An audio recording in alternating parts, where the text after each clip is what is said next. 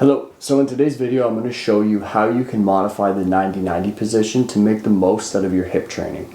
There's so much we can do from this position, but a lot of the stuff you see on the internet, on YouTube videos, we don't realize is actually quite advanced, and these people have been working at it for a long time. So just to break down the 90-90 position really quick, it's just like it sounds. Coming into here, okay, so we got one leg in the front and one leg in the back, and every angle, including the ankle, the knee, and the hip, is at 90 degrees. So this wouldn't be the 90-90.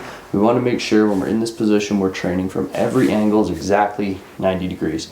Now ideally in a perfect world you can take your hands off, you can hold yourself, we can move like this, we can turn, okay, we can lift the back leg.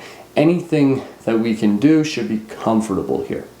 Very important. If you are in the 90-90 position and when you let go you're feeling like you gotta hold yourself like this, you're feeling jamming in your oblique, you're feeling pinching in the front of the hip, pressure on the knees, it's just not the best position for you to train from. We want to make sure you're comfortable in the positions that we're training from so that your body can feel relaxed there, safe there, and take your range of motion gains with you after the training session. So with that said, the first one I want to show the modification is from a laying position. So I find it's the easiest.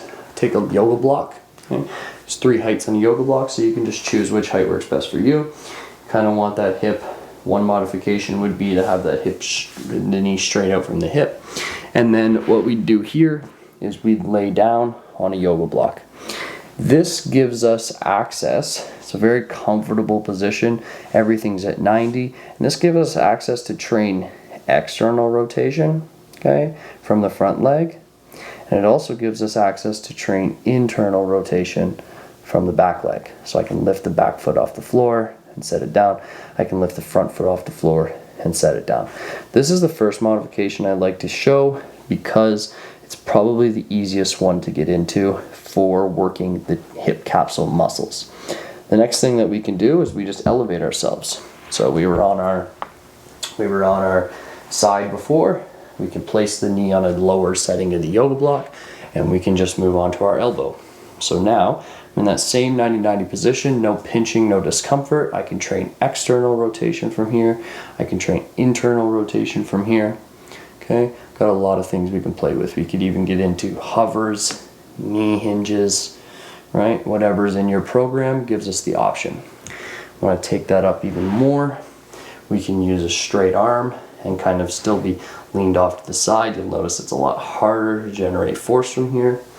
And then finally, as we get up to that top position, I have to work really hard to get that front leg to externally rotate.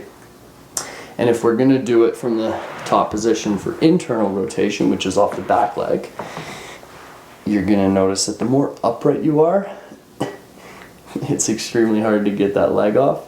But the more we tip forward, okay, we use a block here to make sure we're not pushing forward with the hip.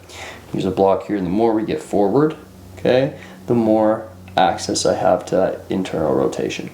So there's modifications all the way up with how far we're leaned over, how tall we are, okay, how much pressure we're putting through. But the big thing is finding the position, the base position that works for you, that you feel comfortable in. I always tell my clients, you should be able to watch a Netflix show in this position. So if you can't sit in the 90-90 and talk, relax, feel it in the right places, feel the right stretches, you want to make sure that you alter or modify the position so that you can. Because otherwise your body's going to be super under stress and it's not really going to let you access the ranges that it could if it was comfortable. The last thing in this video I want to go over is just how to feel a stretch response. So if we're talking about the back leg, a few different things. Internal capsular stretch is going to be felt by letting this hip bone drop back and keeping this knee forward. So that creates the femur, or the leg bone is rotating internally in reference to the hip joint or acetabulum. Here, okay, if we turn into it like this, okay, I'm going to feel a big stretch through here. When I first started this, I just felt pressure in my knee, so it wasn't a good position. So there's a few modifications that we can make to this. One is just leaning back with the hands, okay? That'll give a little bit of a pressure off the knee, off the oblique, so we can get that capsular stretch, the one that circles right around our hip joint. Another one that we can do, we can take our yoga block and just heighten our back bum. This one can go on a yoga block as well. It's not really too worried or concerned about this, but what we're doing now is we're just allowing that little more adduction of the hip, and then when we turn into that, sometimes that can make this position a little bit easier. Okay. So that's one modification we can do for the back leg for feeling the stretch of the capsule. All right, and then for the front leg, I'm just going to turn around so you can see my spine, because it's important here. When you're training for external rotation of really any 90-90 position, we want to make sure that we're tall. So some people will sit here, the knee raises, they're slumped back like this. It's just not an optimal training position. So we want to be able to move forward, okay, and keep that spine nice and tall like so.